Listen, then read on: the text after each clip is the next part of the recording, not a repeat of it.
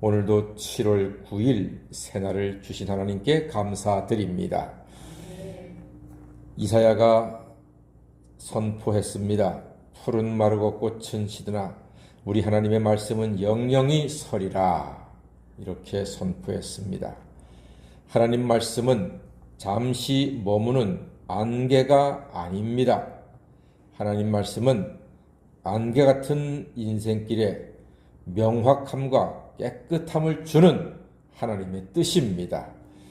그래서 말씀을 사랑하는 사람이 분명합니다. 상쾌합니다. 담대합니다. 하나님 말씀은 결국은 말씀대로 성취되고 하나님의 뜻을 우리에게 보여주시는 것입니다.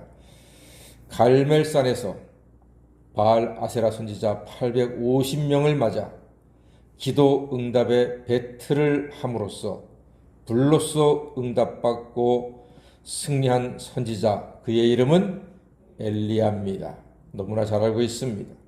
그 엘리야가 이세벨의 위협으로 광야로 도망쳤지요. 그리고 지쳐서 쉴 때 너무 힘들어가지고 이제 나를 죽여 주십시오라고 하나님께 기도했습니다. 하나님의 종이 큰 일을 치른 다음에 너무 지쳐가지고 하나님 이제 됐습니다. 저 할 만큼 했습니다. 이제 저 쉬고 싶습니다. 저를 죽여주세요. 라고 엘리야가 광야에서 기도했어요. 그때 하나님께서 음성을 들려주셨습니다. 하나님이 뭐라 말씀하시니까 엘리야가 죽여달라고 했던 엘리야가 벌떡 일어나서 힘을 내어 세상으로 나아갔습니다. 자, 그때 하나님이 엘리야에게 뭐라고 하셨는고 하니 사명을 주셨습니다. 사명을.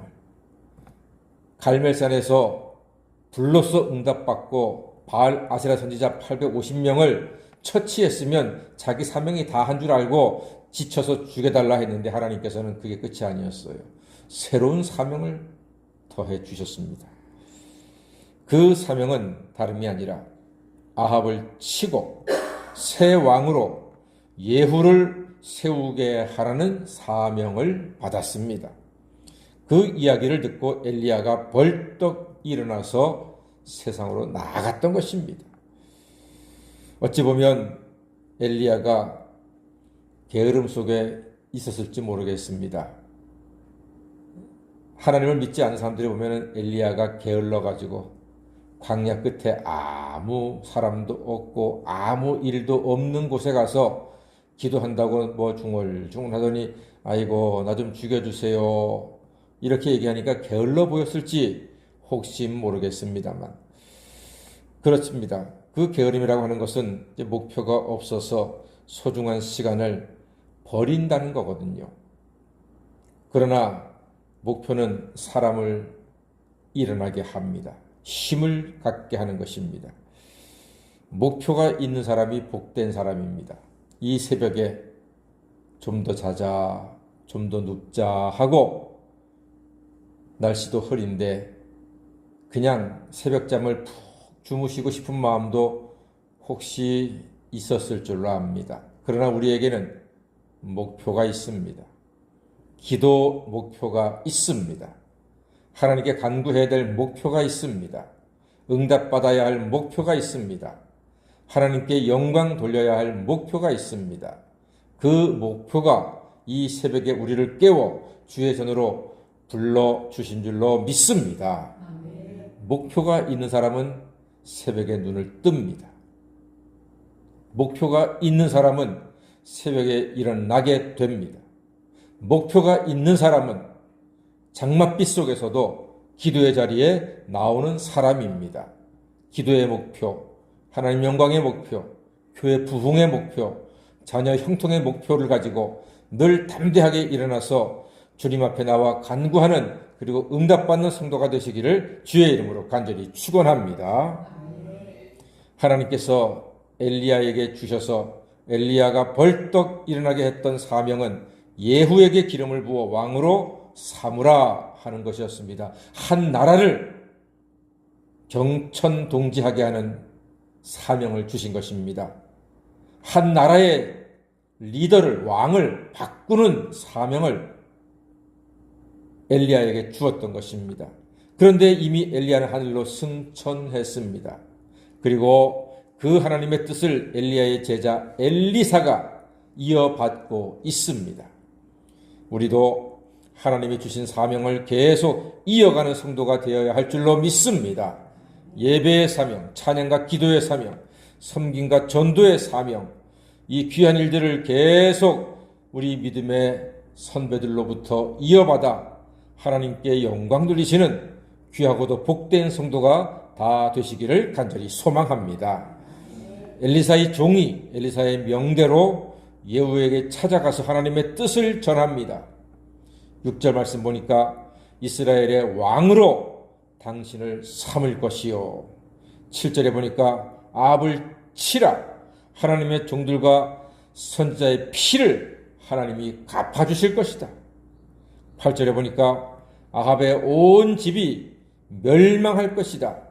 10절에는 개들이 이세벨을 먹을 것이다 하고 엘리사의 종을 통해서 예후에게 하나님의 뜻을 증거했습니다. 결국 이 말씀은 나중에 다 이루어집니다. 그 이야기를 마치고 돌아왔더니 물려 함께 있었던 신하들이 예후에게 당신이 저 미친놈한테 무슨 말을 들었느냐? 에이, 별말 아닙니다. 재차 묻습니다. 에헤, 이야기하라니까 뭐라고 그래 저가? 그때 예후가 대답을 합니다. 하나님이 나를 왕으로 삼다고 합니다. 이야기했더니 사람들의 반응이 어떻습니까? 13절 말씀 나같이 한번 읽어볼까요? 자기를 왕으로 삼다고 하는 예후의 응답에 같이 있었던 사람들이 어떻게 합니까? 시작! 무리가 각각 자기의 옷을 급히 가져다가 섬돌 위 곧 예후의 밑에 깔고 나팔을 불며 이르되 예후는 왕이라 하니라. 아멘. 그렇습니다. 예후는 왕이다 선포하고 있습니다. 이렇게 하나님의 말씀이 이루어지고 있습니다. 사랑하는 여러분, 하나님의 말씀은 대를 이어서 성취가 될 줄로 믿습니다.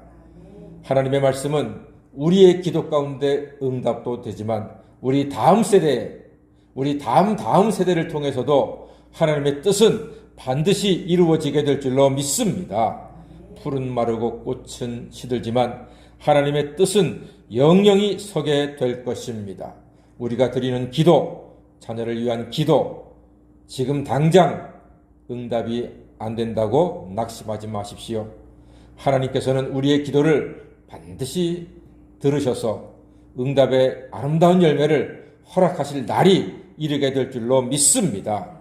우리의 기도는 믿음으로 계속되어야 합니다.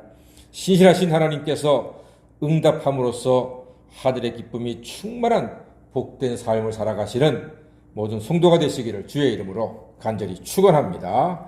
아멘. 기도하겠습니다.